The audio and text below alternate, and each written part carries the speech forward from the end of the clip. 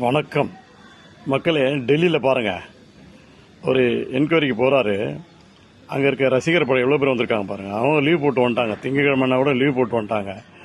நீங்கள் என்ன பண்ணீங்க? அந்த 41 பேர் இறந்ததுக்கு எதிர்பாராமல் நடந்த ஒரு நிகழ்ச்சிக்கு சிபிஐ அழைச்சி என்கொயரி பண்ணுறீங்க. அவர் வந்துட்டார். அதுக்கப்புறம் அவர் திரைப்படம் கடைசி படம் சொன்னார். அதையும் நீங்கள் ரிலீஸ் பண்ண விடலை. என்னமோ அவரை தாக்குறேன்னு நினச்சிட்டீங்க. அவர் வளர்ந்துருக்காரு. அனுதாபம் நிறையாகி போச்சு. பயங்கரமாக வளர்ந்துட்டாருங்க அவர்.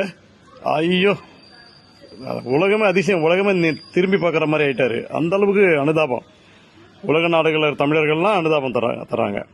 அது மட்டும் இல்லை, நீங்கள் அவரை கடைசியாக எலெக்ஷனில் நிற்க முடியாத மாதிரி பண்ணிங்கன்னா 5% ஓட்டு தான் பதிவாகும். அதுவும் கட்சி தலைவர்கள் மட்டும்தான் போடணும்.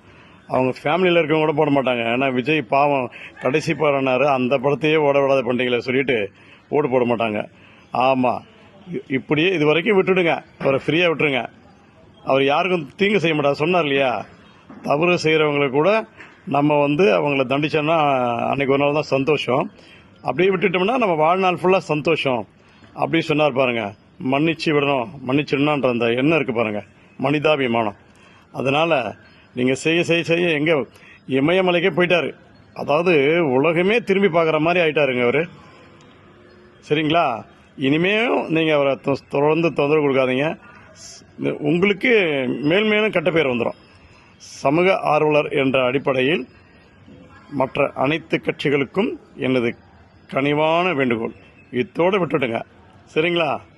நன்றி. வாழ்க வளமுடன்.